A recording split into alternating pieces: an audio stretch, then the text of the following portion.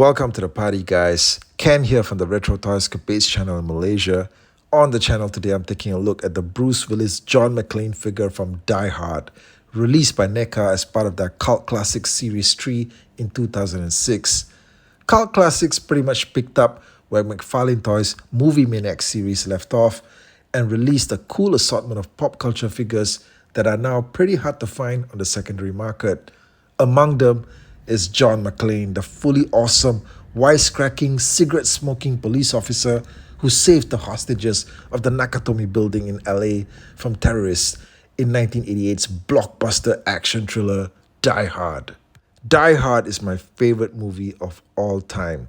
The one movie that I've seen the most number of times, and it's the one film that I can keep going back to over and over again, and it never fails to excite and entertain. I was lucky to be able to watch the original as a kid in theaters back in 1988 when it first came out here in Malaysia. I pestered my older brother to take me to go and watch it, and it remains until today one of the most memorable times I've ever spent at the cinema watching a movie. Now, for the first time ever, I heard audience members actually cheering and clapping in the hall. Every time they saw Bruce Willis manage to get one up over the bad guys, it's like we were right there with him, okay? Everybody just wanting him to win. At that point, as a kid, I've heard audiences laughing in halls, but I've never heard them cheer for a character until I watched Die Hard. Now, even though the plot of the film was set on Christmas Eve, it was a summer release in the US when it first came out, but in Malaysia, it played in December of 1988, right smack around Christmas of that year, and that's why I will always associate Die Hard as being a Christmas movie. And the big news this week is that Die Hard is being re-released to cinemas on December the 8th, which should be today, I guess, by the time that this video is out. So if you never had the chance to watch the original on the big screen, now's your chance to do so, guys, if you're lucky enough to have it play in your country.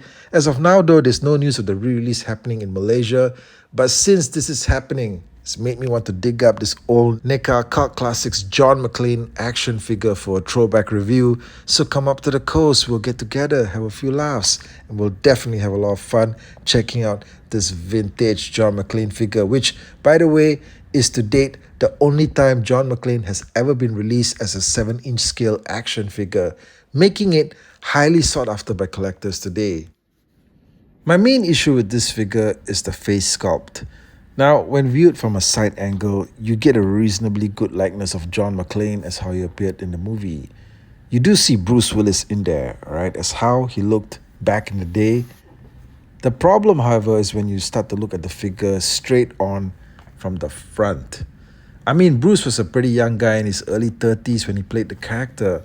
This sculpt makes him look way much older, like he's approaching 50, and it's got him looking really tired as well, like he just woke up, like he's been waking up the same way every morning for the last 15 years or something after nights of hard partying and drinking.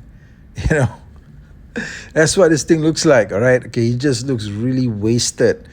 Then, when you turn the figure around to the right side, it looks like John McClane again, all right? Yeah, I mean, this is definitely the hero cop that fought all those bad guys in the building and saved the hostages.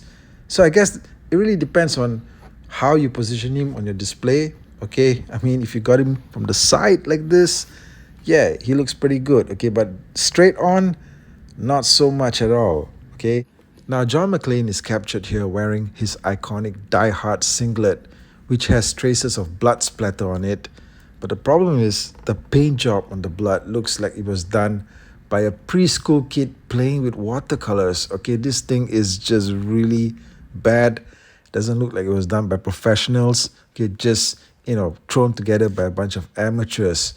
Bruce comes with his submachine gun accessory. You can't do a John McClane action figure without including the machine gun, okay, because this thing was featured in all of the film's key action sequences, all right? Bruce just running around with this thing in his hands, shooting and killing the bad guys. Yeah, okay, so it's fantastic. Bruce looks great, with him holding on to this thing in his hands. The problem is when you remove the machine gun from his hands and you find out there's really nothing else, okay, that you can do with his arms, okay, because they're permanently locked in that position to just hold on to the weapon. So without the weapon, he looks weird, okay? He looks really weird, right? Okay. The machine gun is the only accessory that it comes with.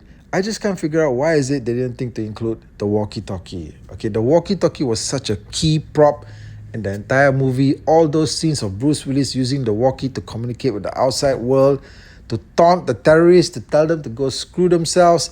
All those sequences, okay, with him just going at it with the walkie-talkie. And the arm here and the way that the hand is sculpted is clearly meant to probably be able to hold on to a walkie-talkie. So why couldn't they just pop that thing in there? Now, aside from the ball jointed neck, you get the arms that move up and down at the shoulders, and this is all that you can do pretty much with the figure. You know, I mean, we can run through it together again, but I would say that this is all you can do. You know, the arms go up and down, but they really look ridiculous without having the machine gun to hold on to. So you're pretty limited in your display options. Now, over the waist, he gets a sculpted pistol tucked in there. Why couldn't they just make this a separate piece, okay, to give us more weapons? Okay, because Bruce definitely was using the pistol in the movie. So they could have just as easily made this a separate piece for him to hold on to. But no, that's not what they did, right? Now, as you move further down, you find that there's just zero articulation in the legs. They're just stuck in this permanent position. You can't do anything else with them. I think the ankles move. Wait, do they? I don't want to try messing around with this thing because old Neca stuff just breaks. Okay, you know that, guys. Okay, so just leave this stuff alone. Right? Okay, leave it as it is. Checking out the figure from the back, he does have some pretty decent looking weathering going on here. That singlet certainly looks dirty. All right, maybe not dirty enough. The pants look maybe a little bit too clean though. All right, he does have a lot of blood splatter here as well, bruises and things like that. Pretty decent stuff, I guess. Not all of this blood, I think, belongs to him though, okay? Because he did kill a lot of bad guys in the movie, and there's a lot of blood splatter from the bad guys too that ended up on him, I'm sure. So yeah, I mean, there's blood here and there. I think this looks okay. Definitely better than that piece of shit job that was done on the front of his singlet there. Nothing is gonna save that. Now, he also gets some interesting detailing elsewhere, like the tattoo that's on his left shoulder. I think a lot of people actually forgot about that tattoo, all right? Yeah, but John McClane's got that tattoo there of like a skull with a hat on it or something like that. It looks like something that Slash would wear, okay? Slash from Guns N' Roses. I don't know. But I think that this is supposed to be a military tattoo because John was definitely a guy that served in the army, all right? So it's pretty cool that he's got the tattoo there. They included that with the sculpt as well. And I think it looks clearer than anytime we actually saw it on screen. Okay, that's why a lot of people actually don't remember that he's got this thing on there. And he also gets the roughly handwritten, marker pen written names of the terrorists that's on his wrist there. That's on his right arm. You get to see names like Hans and Carl. Those really evil terrorist bad guys from the movie that are now on John McClane's kill list. Now, the set also comes with a rooftop diorama base, as they call it here.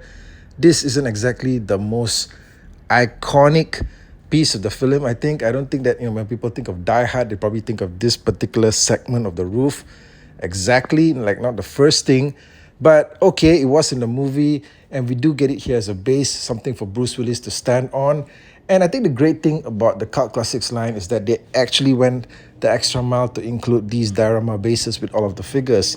And that separated them from the rest of the companies out there that were putting out similar stuff during the time. And I would say that the bases really do help because a lot of these figures, they come in a pre-post sort of stance. You can't really have them any other kind of way. So sometimes getting them to stand up is a challenge. The bases do help.